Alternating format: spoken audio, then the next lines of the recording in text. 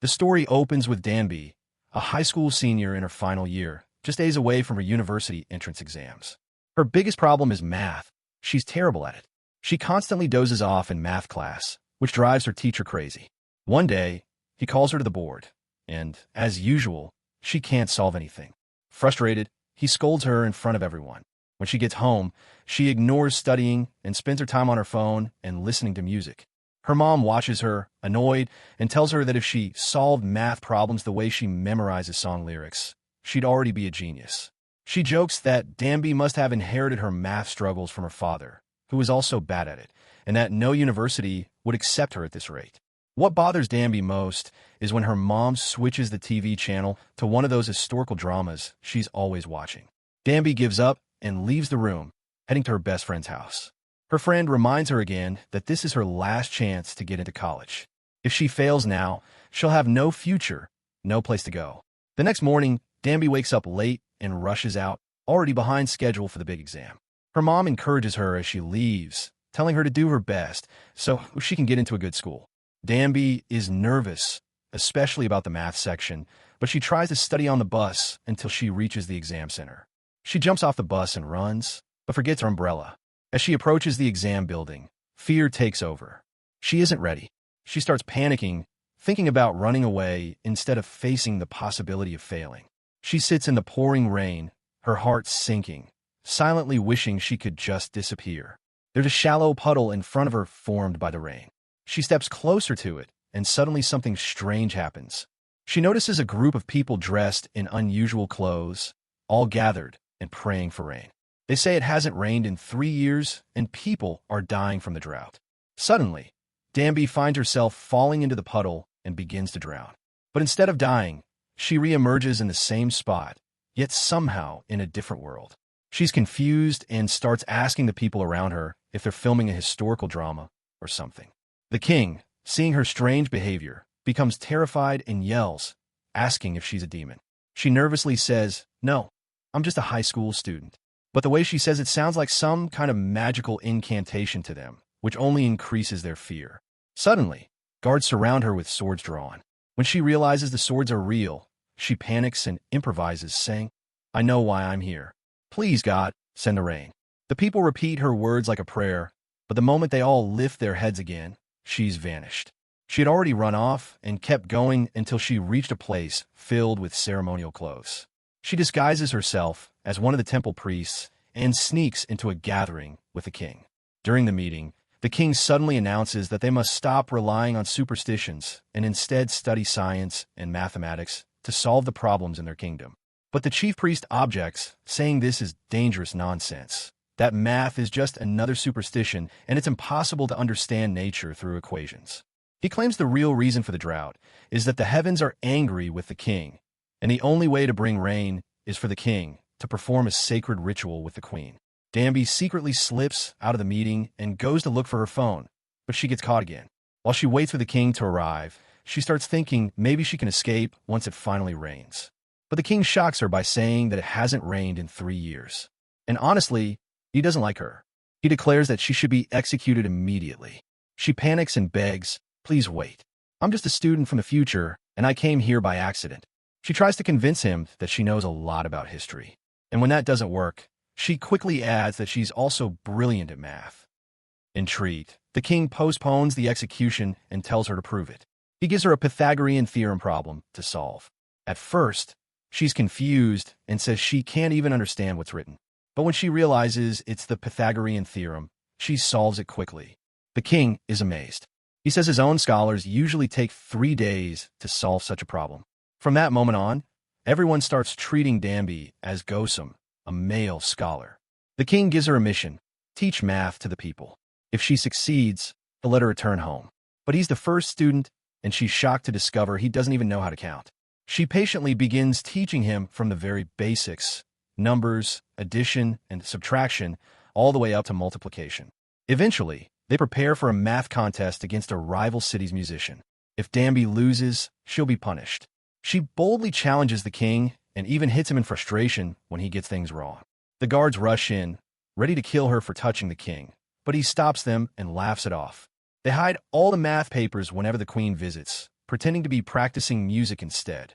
One day, the king notices Danby is starving and invites her to eat with him, but she doesn't like the food and takes him to the kitchen. Using ingredients from her bag, she makes him some delicious instant noodles. He loves them, even though they're spicy. When she offers him water, he refuses, saying he likes the heat. The next morning, the entire palace hears him screaming. When Danby checks on him, she sees he's put a protective talisman on his ear, thinking she cursed him. She rolls her eyes and says, "Look, superstar, it was just noodles, not black magic. There was no magic or spell. It was just the chili hitting his stomach too hard." When she told him that, he asked, "What's a stomach anyway?" So Danby sat down and explained to him what the stomach is, what intestines are, and even about the heart, and how if he puts his hand on his chest, he'll feel it beating. But he said, "I don't feel anything." She smiled and said, "It's okay. One day, when you're with someone you love, you'll feel it on your own." He was amazed at how much knowledge she had. He started seeing her as a brilliant scholar. So he asked her to teach all the royal scholars of Joseon, not just math, but everything from science to agriculture. That night, he offered her a tangerine, and she casually said, "Thanks," without ceremony, but he got very upset. "You're a Joseon wanderer. You should have saved that fruit for 3 days at least. You don't appreciate blessings." She laughed and said, "It's just a tangerine. Don't be so dramatic." Later, the two of them went out to play ball in the palace courtyard, and she got him a run for the first time in years. The next day, the king sat with his future bride and told her that he would be served a magical love potion that night in his stew, and after that, they'd be married immediately. But fate had other plans.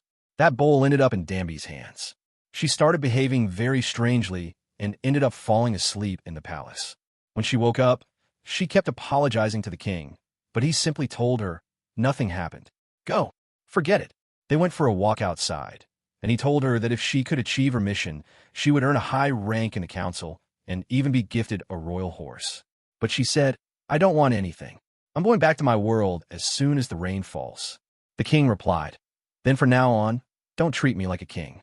We're equals, man to man." But the next day, disaster struck. Danby was arrested and accused of mocking the king.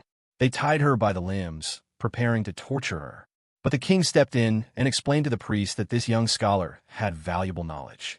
One priest, however, seized the opportunity and said, "Fine, then I must test him myself. He has 2 weeks.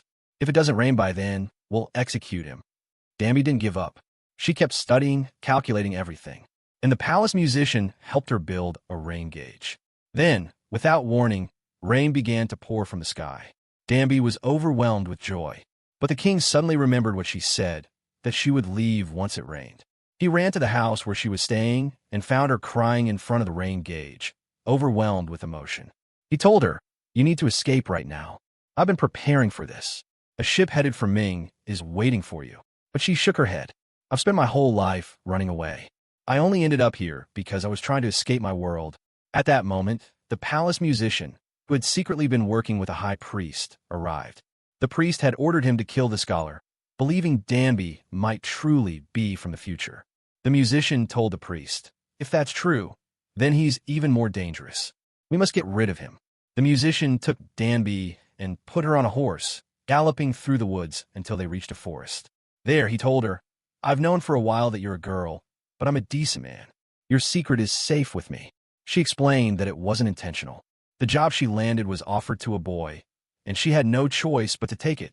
Meanwhile, back in the palace, the high priest tried to convince the king that everything Danby had taught them must be destroyed, especially the new written language she was developing.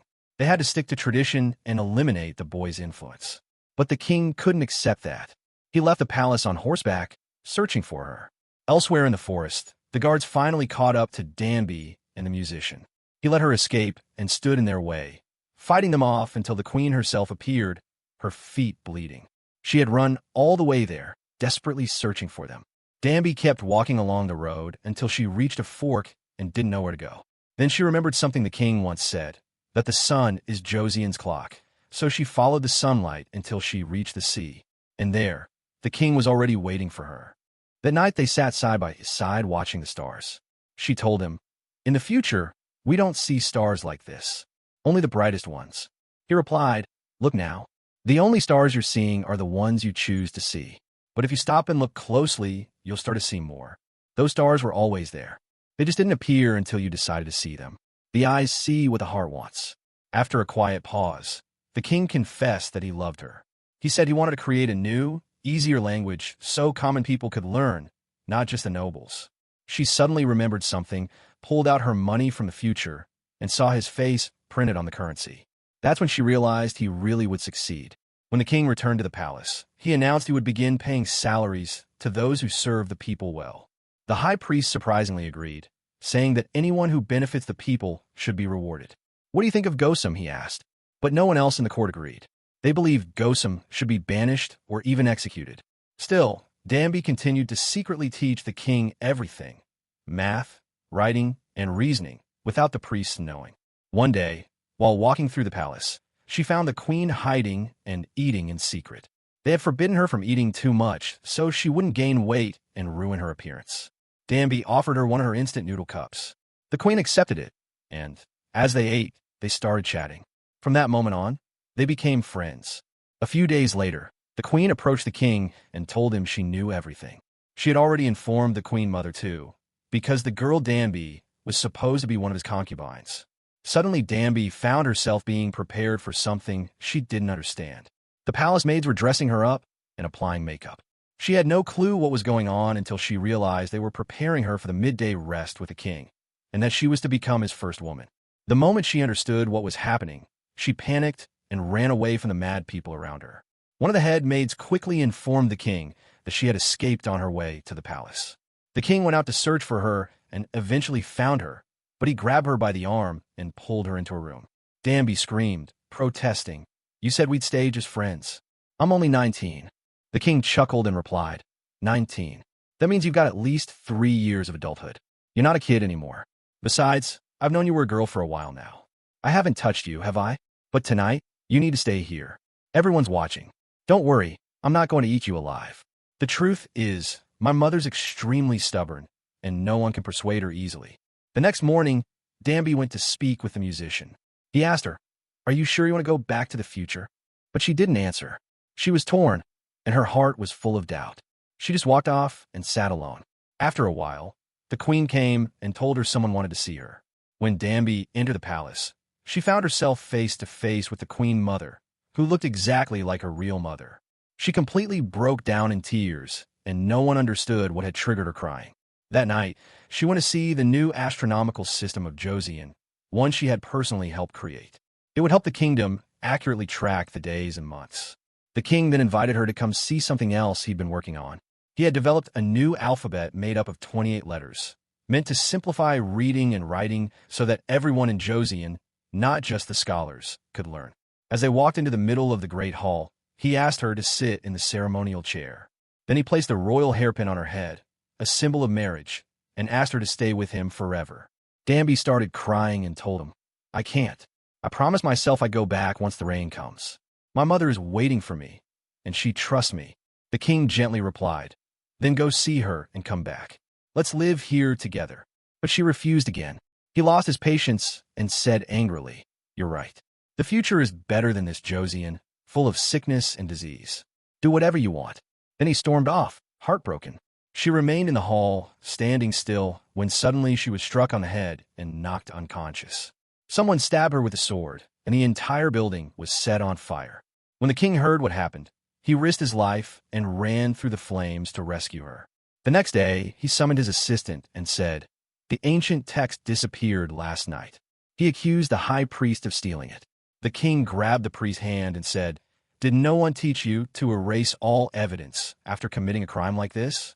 Then he turned to Danby and asked, "Was this the voice you heard?" She nodded. It turned out that the book in her bag had shielded her from the stab. The king, furious, confronted the priest. "You knew what he meant to me. Why did you do this?"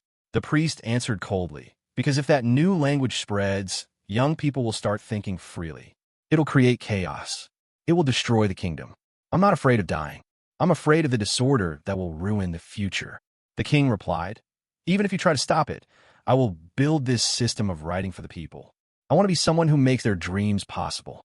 Why should we fear a future we won't even live to see, a world we know nothing about?" But the priest wasn't moved. He fell to his knees and said, "Please execute me and end this." Soon the sky turned gray and rain began to fall. just lightly at first. Danby went around the palace, saying goodbye to her friends one last time before leaving. The king asked if he could walk with her to the farthest point. They walked side by side until they reached the seashore.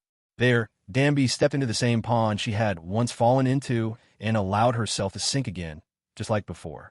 Moments later, she emerged back in her own world. She looked around and realized that only a few seconds had passed. There was still time to make it to the exam. She ran as fast as she could toward the test hall and saw her teacher waiting. The entrance exam had just started. She rushed to her seat and took the test. Later that day, she returned home and found her mother waiting for her. She ran into her arms, holding her tightly. Everything about Danby had changed. Her behavior, her perspective, everything had shifted after her journey. She had learned to value the people and things around her more deeply. Months passed. One day, as she walked out of school, the sky opened up and rain began to fall again. Suddenly, someone placed an umbrella over her head. She looked up and saw a face strikingly familiar. He looked exactly like the king of Joseon, but he simply smiled and said, "We met a long time ago on the bus. You dropped your umbrella." And that's where the story ends. Don't forget to like and subscribe if you want to see similar recaps.